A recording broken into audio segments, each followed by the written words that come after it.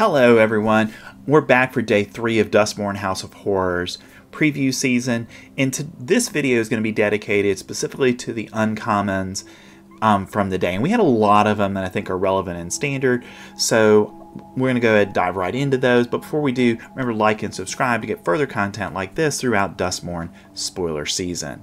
So let's get started. So first we've got Acrobatic Cheerleader for 1 and a white mana. You get a human survivor, that's a 2/2. And it has survival, and at the beginning of your second main phase, if Acrobatic Cheerleader is tapped, put a flying counter on it. This ability triggers only once. So I think because this is going to give it a flying counter if you're successful in tapping it and surviving to the second main phase, I think that's going to make it definitely limited playable, but more importantly, I think it might even have standard playability. Next, we've got Ethereal Armor for a white mana. You get an enchantment, that's an aura, and you get to enchant creature. An enchanted creature gets +1/+1 for each enchantment you control and has first strike. So Ethereal Armor is a reprint. We've seen this before. And I really like this card because we've got a lot of enchantments from this set already, and we know there's a lot of other enchantments that are just played in standard. So I think this is going to be a card that has some real standard playability for us. Next, we've got a couple green spells for the day, and the first is Patchwork Beasty for a green mana. You get an artifact creature, that's a beast, and is a 3/3. It has Delirium, and Patchwork Beasty cannot attack or block unless there are 4 or more card types among cards in your graveyard. At the beginning of your upkeep, you may mill a card. So this is definitely a card that was designed to go in a mill deck where you're self-milling.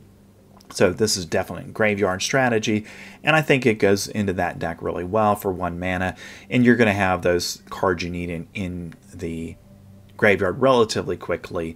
And because of that, I think this is a no-brainer in that style of deck.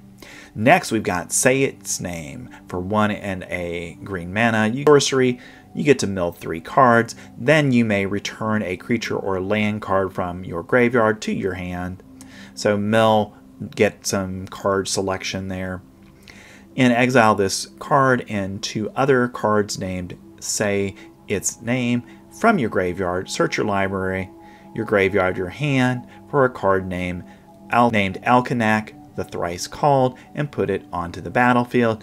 If you search your library this way, shuffle, activate only as a sorcery. So this to me is a very powerful card. If you have 3 copies in limited, you definitely want to play it if you have Alac as well, because it's a very powerful card. So let's take a look at that. So Alac the Thrice called costs 5 and 2 green mana.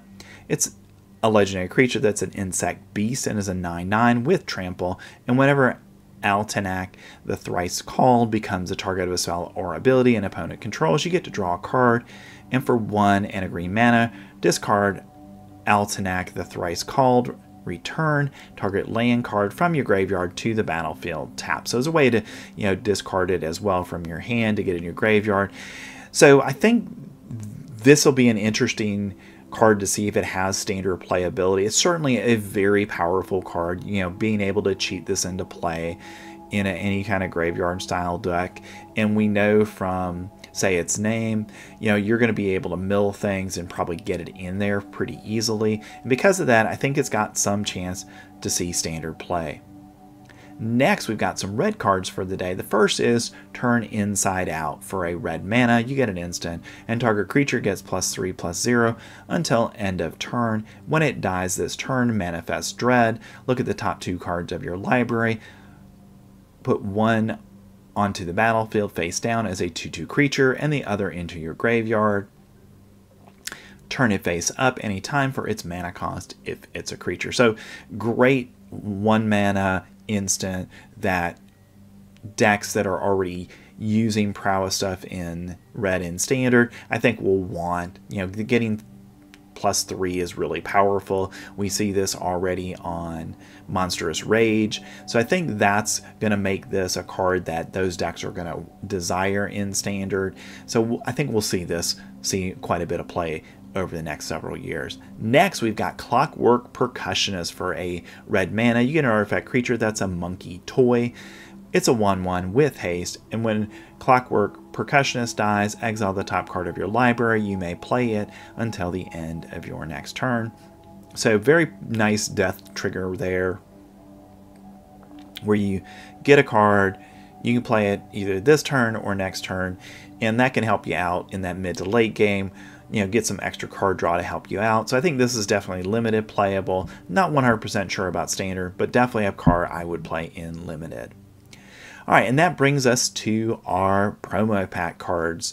So the first one is going to be Pyroclasm, which is a reprint, and Pyroclasm costs 1 and a red mana, and Pyroclasm deals 2 damage to each creature. So this is, I think, recognition that red needs some help right now when it comes to removal, because everything right now is 3 mana in red to do 2 damage to things, and I think getting this really helps red, because you're likely playing this in a prowess deck, so that means your creatures will be protected because they'll get that prowess trigger, which will give them most likely 3 toughness, so you can do damage to your opponent, and then you'll be able to attack in, hopefully, and, you know, successfully get through some damage.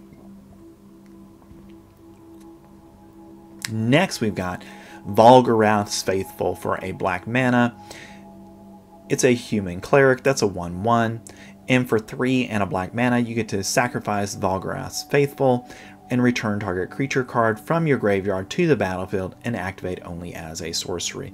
So this, I think, fits into that mill style deck where we're going to mill cards into our graveyard like Volgarath, and then you activate this ability, get it out of the graveyard for 4 mana, and you're off to the races. So I think this is definitely a card we're going to see quite a bit of standard play with.